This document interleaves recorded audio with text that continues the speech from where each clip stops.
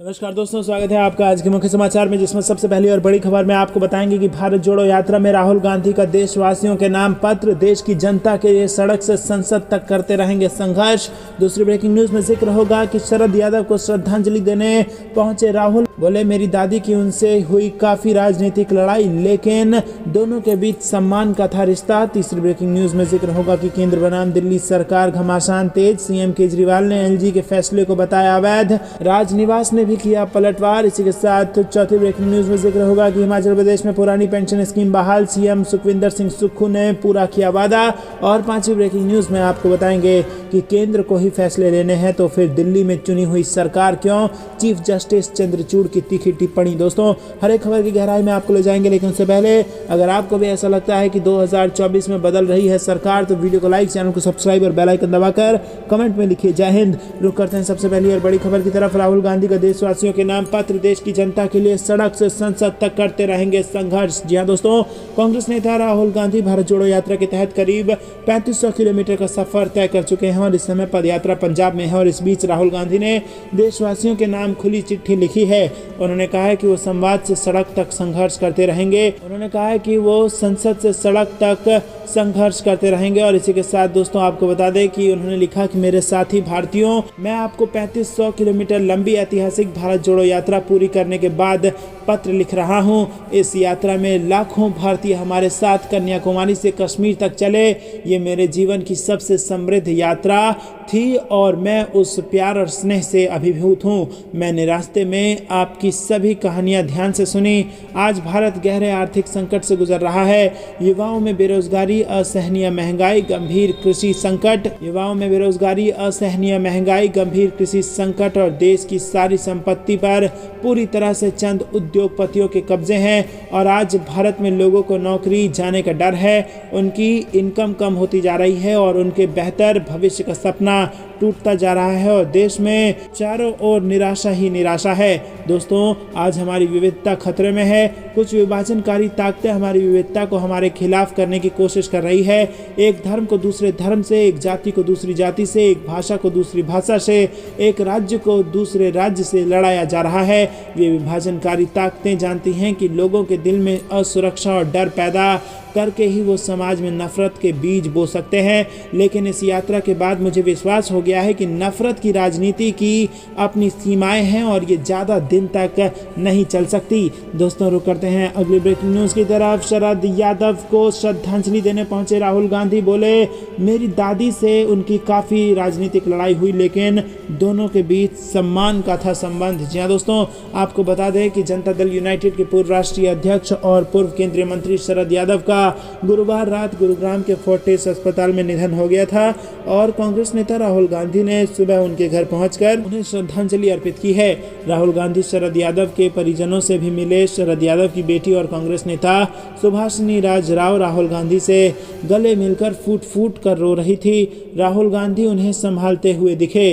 राहुल गांधी ने कहा कि मैंने शरद यादव जी से राजनीति के बारे में पूछा और बहुत कुछ सीखा। राहुल गांधी ने कहा कि मैंने शरद यादव जी से राजनीति के बारे में बहुत कुछ सीखा और आज उनके निधन ने मुझे दुखी कर दिया है। मेरी दादी के साथ उनकी काफ़ी राजनीतिक लड़ाई थी, मगर उनके बीच सम्मान का रिश्ता था। उन्होंने मुझे जो बताया वो रिश्तों की शुरुआत थी। राजनीति के बारे में मैंने उनसे बहुत कुछ सीखा है। शरद यादव जी नहीं रहे, उन्होंने राजनीति में अपनी इज्जत बनाए रखी, क्योंकि राजनीति में सम्मान खोना बहुत आसान होता है। दोस्तों, रुक करते हैं अगली ब्रेकिंग न्यूज़ की तरफ। केंद्र बनाम दिल्ली सरकार घमासान तेज, सीएम केजरीवाल ने एलजी के फैसलों को बताया अवैध, राजनिवास का भी किया पलटवार। जी हां दोस्तों, राष्ट्रीय राजधानी दिल्ली में सर्विसेज पर कंट्रोल को लेकर एलजी और मुख्यमंत्री के बीच घमासान तेज हो गया है।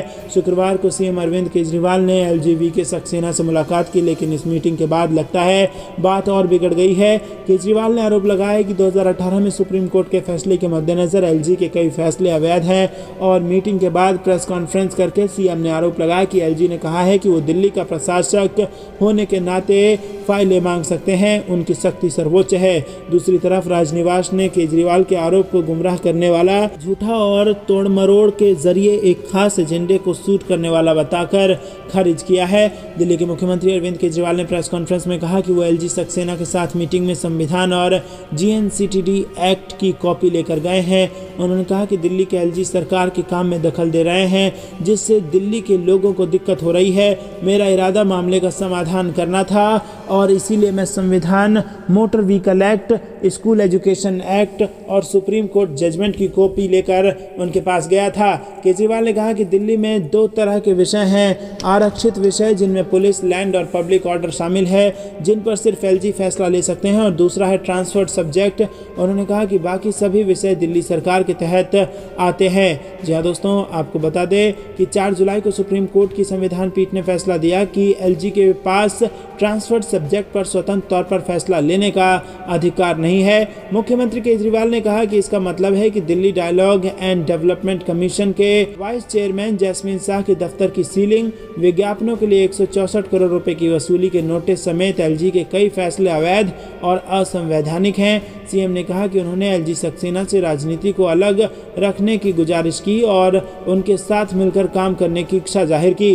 रुक करते हैं अगली ब्रेकिंग न्यूज की तरफ। हिमाचल प्रदेश में पुरानी पेंशन स्कीम बहाल, सीएम सुखविंदर सिंह सुक्खू ने किया पूरा वादा। जी हाँ दोस्तों, आपको बता दें कि हिमाचल प्रदेश के मुख्यमंत्री सुखविंदर सिंह सुक्खू ने राज्य में पुरानी पेंशन स्कीम को फिर से लागू करने की घोषणा कर दी है। सीएम सुक्खू ने ट्वीट कर जानकारी दी है कि हिमाचल में हाल में संपन्न हुए विधानसभा चुनाव में पुरानी पेंशन स्कीम बड़ा मुद्दा बन गया था। मुख्यमंत्री सुक्खू ने ट्वीट कर कहा कि कांग्रेस की विचारधारा प्यार, भाईचारे और सच्चाई की मिसाल है और लोहड़ी के शुभ अवसर पर मुझे हिमाचल के कर्मचारियों की लंबित मांग ओपीएस को बहाल करते हुए बहुत खुशी हो रही है। मुझे पूर्ण विश्वास है कि कर्मचारी सरकार के साथ कंधे से कंधा मिलाकर हिमाचल के विकास में अपना पूर्ण सहयोग देंगे।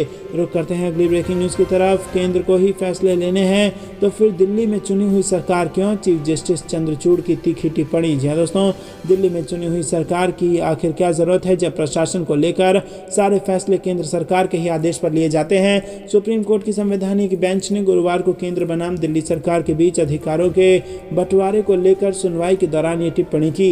चीफ जस्टिस डीवाई चंद्रचूड़ की अगुवाई वाली बेंच ने इन दिनों केंद्र और दिल्ली सरकार के विभागों के बीच अधिकारों के बंटवारे पर सुनवाई कर रही है और बेंच की टिप्पणी पर सॉलिसिटर जनरल तुषार मेहता ने कहा है कि केंद्र सरकार का नौकरशाहों पर प्रशासनिक नियंत्रण होता है, लेकिन वो दिल्ली सरकार के संबंधित विभागों के लिए ही काम करते हैं और उन्हें ही रिपोर्टिंग करते हैं। रुक करते हैं अगली ब्रेकिंग न्यूज की तरफ। यूपी में फिर किसान आंदोलन, टिकैत बोले जेल में बंद भाइयों को नहीं मिल रहा दूध, हम भी नहीं पिएंगे। जी हाँ दोस्तों, मध्य प्रदेश के बैतूल जिले में शहीद किसान सम्मेलन के मौके पर किसान नेता राकेश टिकैत ने 28 जनवरी से वैचारिक क्रांति शुरू करने की घोषणा की है।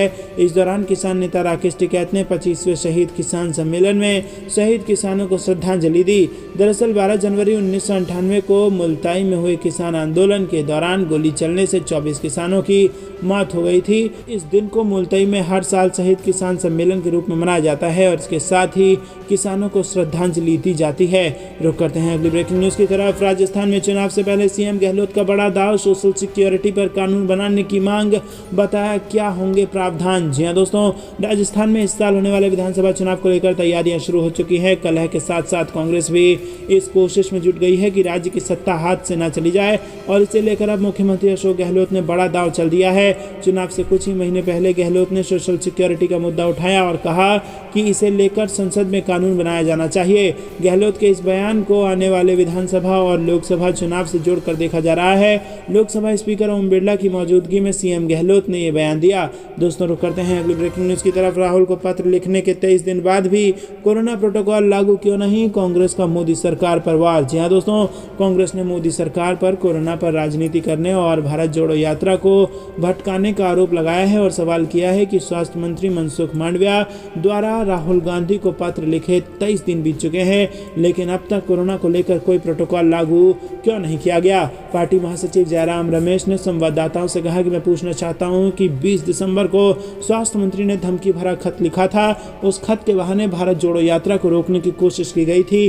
23 दिन हो गए हैं लेकिन कोई प्रोटोकॉल लागू क्यों नहीं किया गया है। दोस्तों रुक करते हैं अगली ब्रेकिंग न्यूज की तरफ। पगड़ी हजारों पग, एकता भाईचारे का संदेश पंजाब पहुंची। भारत जोड़ो यात्रा में राहुल गांधी का जबरदस्त तेवर। जी हां दोस्तों, कांग्रेस नेता राहुल गांधी ने भारतीय जनता पार्टी पर देश में डर और नफरत फैलाने का आरोप लगाया। राहुल गांधी ने बुधवार को कहा कि भारत भाईचारे, एकता और सम्मान के भाव में यकीन रखता है। यही कारण है कि भारत जोड़ो यात्रा सफल हो रही है।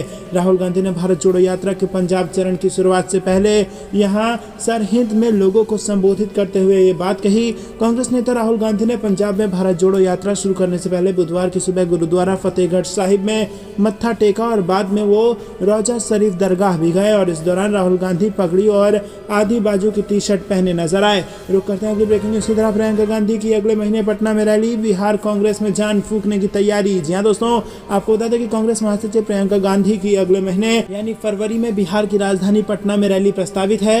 राहुल गांधी की भारत जोड़ो यात्रा की तर्ज पर कांग्रेस बिहार में भी उप यात्रा निकाल रही है। ये यात्रा अगले महीने जब पटना पहुंचेगी तो प्रियंका गांधी भी उसमें शामिल होंगी। बिहार में आरजेडी की पिछलग्गू बनकर रह गई कांग्रेस पार्टी में नए सिरे से जान फूंकने के लिए प्रदेश अध्यक्ष अखिलेश प्रसाद सिंह जी जान से जुट गए हैं और सत्ता में भागीदारी बढ़ाने के साथ साथ संगठन को जमीनी स्तर पर मजबूत करने की कवायद चल रही है। रुक करते हैं अगली ब्रेकिंग न्यूज की तरफ। भाजपा को हटाने के लिए जनता तैयार, अखिलेश यादव बोले बस विपक्ष को एकजुट होकर मोर्चा बनाना है। जी हां दोस्तों, देश में मोदी सरकार के खिलाफ विपक्षी दलों की मुहिम को यूपी, बिहार से लेकर आंध्र प्रदेश और तेलंगाना तक बार बार परवान चढ़ाने की कोशिश हो रही है। एक तरफ बिहार के सीएम नीतीश कुमार भाजपा के खिलाफ विपक्ष को एकजुट कर रहे हैं तो दूसरी तरफ केसीआर ने हैदराबाद में 18 जनवरी को रैली बुलाई है। इस रैली में सपा प्रमुख अखिलेश यादव भी जाने वाले हैं। रैली में जाने से पहले गुरुवार को अखिलेश ने कहा कि भाजपा को हटाने के लिए जनता तैयार है, अब केवल विपक्ष को एकजुट होकर मोर्चा बनाना है। रैली में जाने से पहले मोर्चा को लेकर अखिलेश की बातें कई इशारा कर रही है और माना जा रहा है कि 18 को हैदराबाद में मोर्चेबंदी को लेकर कोई बड़ा फैसला लिया जा सकता है। रुक करते हैं ब्रेकिंग न्यूज की तरफ। योगी सरकार से आर पार के मूड में अधिवक्ता, 24 जनवरी से शुरू होगा आंदोलन। जी हां दोस्तों, अपनी मांगों को लेकर यूपी के अधिवक्ता अब योगी सरकार से आर पार की लड़ाई लड़ने के मूड में है और इसके लिए चरणबद्ध आंदोलन चलाने की तैयारी की जा रही है। अधिवक्ताओं ने सरकार को 6 सूत्रीय मांग पत्र दिया है और civil court bar association Jaunpur के अध्यक्ष जितेंद्र उपाध्याय ने कहा है कि उत्तर प्रदेश सरकार ने अगर अधिवक्ताओं की 6 सूत्रीय मांग को नहीं माना तो अधिवक्ता 4 चरणों में आंदोलन के लिए बाध्य होंगे। प्रथम चरण में 24 जनवरी को प्रदेश के सभी अधिवक्ता सांकेतिक हड़ताल करेंगे और जिलाधिकारी, उप जिलाधिकारी और तहसीलदार को ज्ञापन सौंपेंगे। वहीं जितेंद्र नाथ उपाध्याय ने गुरुवार को यूनिवार्ता को बताया कि उन्होंने उत्तर प्रदेश बार काउंसिल के चेयरमैन मधुसूदन त्रिपाठी के पत्र के अनुसार 6 सूत्रीय मांगों में प्रदेश के अधिवक्ताओं के लिए 5 लाख तक का मुफ्त चिकित्सा बीमा कराया जाए अथवा आयुष्मान योजना से जोड़ा जाए का मुद्दा भी शामिल है। रुक करते हैं ब्रेकिंग न्यूज की तरफ। -4 डिग्री कभी नहीं देखा, उत्तर भारत के लिए शीतलहर का पूर्वानुमान, भीषण ठंड का पीक आना अभी बाकी। जी दोस्तों, आपको बता दें कि उत्तर भारत में कड़ाके की ठंड जारी है। हालांकि गुरुवार को दिल्ली एनसीआर में धूप खिली, लेकिन मौसम विशेषज्ञों का कहना है कि अभी उत्तर प्रदेश में लोगों को ठंड की पीक से गुजरना बाकी है। भारत मौसम विज्ञान विभाग ने मंगलवार को कहा है कि दिल्ली ने पिछले 23 वर्षों में तीसरे सबसे भीषण ठंड का सामना किया है। अब एक मौसम विशेषज्ञ ने भविष्यवाणी की है कि पहले सप्ताह मैदानी इलाकों में तापमान -4 डिग्री सेल्सियस तक गिर सकता है। लाइव वेदर ऑफ इंडिया के संस्थापक नवदीप दहिया ने ट्विटर कर बताया कि उत्तर भारत में 14 से 19 जनवरी के बीच कड़ाके की ठंड पड़ सकती है और 16 से 18 जनवरी के बीच इसके चरम पर रहने की संभावना है। दोस्तों रुक करते हैं अगली ब्रेकिंग न्यूज की तरफ। चुनाव को लेकर मिशन मोड में मायावती, बीएसपी का युवाओं के लिए बड़ा ऐलान, पार्टी को मिलेगी धार। जी हां दोस्तों, बहुजन समाज पार्टी सुप्रीमो मायावती 15 जनवरी को 67वां जन्मदिन और बसपा की तरफ से उत्तर प्रदेश के सभी 75 जिलों में मायावती का जन्मदिन मनाया जाएगा। इस बीच बसपा की तरफ से युवाओं के लिए एक बड़ा ऐलान किया गया है। 2024 चुनाव को लेकर मायावती मिशन मोड में है और उन्होंने बीएसपी में 50% युवाओं की भागीदारी का आह्वान किया है और इस बात की जानकारी बसपा सुप्रीमो मायावती के भतीजे और बसपा नेशनल कोऑर्डिनेटर आकाश आनंद ने दी है। बसपा नेशनल कोऑर्डिनेटर आकाश आनंद ने ट्विटर पर लिखा कि एक मजबूत देश बनाने और जाति जातीय अत्याचार खत्म करने के लिए युवाओं को आगे आना होगा। आदरणीय मायावती जी ने इसीलिए मिशन की सफलता के लिए बीएसपी में 50% युवाओं की भागीदारी का आह्वान किया है। रुक करते हैं अगली ब्रेकिंग न्यूज की तरफ। नजर आने लगी बीजेपी की फूट, नेताओं को एक दूसरे से जान का खतरा। मध्य प्रदेश में एसपी से मांगी सुरक्षा। जी हां दोस्तों, मध्य प्रदेश में भारतीय जनता पार्टी मिशन 2023 की तैयारियों में जुट गई है और साल के अंतिम महीनों में विधानसभा चुनाव होने हैं और इस तरह देखें तो चुनाव होने में महज 8-9 महीने ही बाकी हैं। लेकिन विडंबना यह है कि भारतीय जनता पार्टी नेताओं के आपसी विवाद और मनमुटाव पार्टी के आला नेताओं के लिए परेशानी का सबब बन गए हैं। ताजा मामला नर्मदापुरम में सामने आया है। वहां 3 बीजेपी नेताओं ने एक दूसरे के खिलाफ पुलिस अधीक्षक को पत्र लिखकर एक दूसरे से ही जान का खतरा बताया है। बता दें कि यह विवाद 6 जनवरी को बीजेपी के प्रदेश प्रभारी मुरलीधर राव के नर्मदापुरम दौरे के दौरान हुआ था। बीजेपी के प्रदेश प्रभारी मुरलीधर राव 6 जनवरी को नर्मदापुरम दौरे पर थे और सर्किट हाउस में कार्यक्रम आयोजित किया गया था। वहां बीजेपी नेताओं के बीच आपस में विवाद हो गया था और ये विवाद थमने का नाम नहीं ले रहा है। बीजेपी नेताओं का ये विवाद अब पुलिस तक पहुंच चुका है। रुक करते हैं अगली ब्रेकिंग न्यूज की तरफ। बीजेपी नेता का 5 लाख रुपए की रिश्वत लेते हुए वीडियो वायरल। पुलिस की कार्रवाई से बचने के लिए ली गई राशि। मध्य प्रदेश से ये बड़ी खबर। जी दोस्तों, मध्य प्रदेश में भारतीय जनता पार्टी के एक नेता का नोटों की गड्डियों के साथ वीडियो वायरल हो रहा है। कांग्रेस ने इस वीडियो के साथ बीजेपी पर तंज कसा है और कहा है कि बीजेपी नेताओं का भ्रष्टाचार अभी भी जारी है। कांग्रेस की ओर से जारी किए गए इस वीडियो में जो व्यक्ति पैसे लेते नजर आ रहा है उसे आगर मालवा जिले के कारण बीजेपी मंडल अध्यक्ष बताया जा रहा है।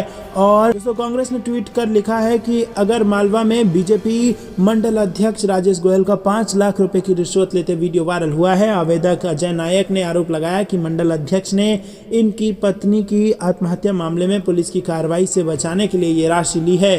रुक करते हैं अगली ब्रेकिंग न्यूज की तरफ। ट्रकों में भरकर राजस्थान पहुंची 4700 ईवीएम। चुनाव तैयारी में जुटा चुनाव आयोग। जी हां दोस्तों, राजस्थान में इस साल विधानसभा चुनाव होने वाले हैं और राजनीतिक दलों के अलावा अब चुनाव आयोग भी विधानसभा चुनाव की तैयारियों में जुट गया है। केंद्रीय निर्वाचन आयोग के आदेश के बाद चित्तौड़गढ़ जिला निर्वाचन विभाग की टीम हाल ही में बेंगलुरु से करीब 4700 ईवीएम मशीनों को लेकर राजस्थान पहुंच गई है और मिली जानकारी के मुताबिक अभी ईवीएम को फिलहाल चित्तौड़ जिले में जिला कलेक्ट्रेट कार्यालय में रखा गया है। रुक करते हैं अगली ब्रेकिंग न्यूज की तरफ। मध्य प्रदेश से बड़ी खबर। प्रदेश में व्यापम से बड़ा आयुष्मान घोटाला। विपक्ष के नेता गोविंद सिंह ने की सीबीआई जांच की मांग। जी हां दोस्तों, मध्य प्रदेश के नेता प्रतिपक्ष डॉक्टर गोविंद सिंह ने प्रदेश में व्यापम से बड़ा आयुष्मान घोटाला होने का आरोप लगाया। उन्होंने प्रदेश में आयुष्मान योजना में भारी भ्रष्टाचार का आरोप लगाते हुए कहा कि इसमें सिर्फ एक बाबू को दोषी ठहराने से शंका बढ़ जाती है। उन्होंने सीएम शिवराज सिंह चौहान से घोटाले की जांच सीबीआई को सौंपने की मांग की ताकि गरीबों का हक लूटने वाले लोग दंडित हो सके। नेता प्रतिपक्ष डॉक्टर गोविंद सिंह ने कहा कि केंद्र की आयुष्मान योजना के तहत गरीबों का 5 लाख तक का इलाज मुफ्त कराने की सुविधा दी गई है, लेकिन मध्य प्रदेश में बिना डॉक्टर और पलंग वाले एक कमरे के अस्पताल को इलाज की मान्यता दी गई और 1 से 5 करोड़ रुपए तक जारी किए गए। दोस्तों, रुक करते हैं अगली ब्रेकिंग न्यूज की तरफ। कमलनाथ का दावा, कांग्रेस सरकार बनते ही एमपी में होगी सरकारी भर्तियां। 6 महीने में भर जाएंगे सभी पद। जी हां दोस्तों, आपको बता दें कि कांग्रेस प्रदेश अध्यक्ष कमलनाथ ने वादा किया है कि राज्य में कांग्रेस सरकार बनते ही सरकारी विभागों में रिक्त सभी पदों को भर दिया जाएगा। कमलनाथ ने गुरुवार को ट्विटर पर कहा कि आज मध्य प्रदेश का युवा वर्ग अपने भविष्य को लेकर अत्यधिक चिंतित है और देश और प्रदेश में बेरोजगारी चरम पर है। कमलनाथ ने राज्य में हो रहे भर्ती घोटाले का जिक्र करते हुए कहा कि भाजपा सरकार में मध्य प्रदेश में भर्ती परीक्षाओं में नित्य नए घोटाले हो रहे हैं। परीक्षाओं के परिणाम वर्षों तक जारी नहीं हो पा रहे हैं और वहीं एमपीएससी की परिणाम 2019 से घोषित नहीं हुए हैं। भर्ती ठप पड़ी है और ये स्थिति अत्यधिक चिंताजनक है। रुक करते हैं अगली ब्रेकिंग न्यूज की तरफ। जोड़ो यात्रा उठा रही है नफरत, बेरोजगारी और महंगाई के मुद्दे। राहुल गांधी ने बताया कि क्यों इतनी सफल हो रही है ये यात्रा। जी हां दोस्तों, कांग्रेस की भारत जोड़ो यात्रा बुधवार को गुरुद्वारा फतेहगढ़ साहिब के दर्शन के साथ पंजाब में प्रवेश कर गई और इस दौरान राहुल गांधी ने यहां पर लोगों को संबोधित भी किया और उन्होंने कहा कि यात्रा देश के सबसे बड़े मुद्दों जैसे कि नफरत, बेरोजगारी और मुद्रास्फीति को उठाने और उनके खिलाफ लड़ने के लिए है।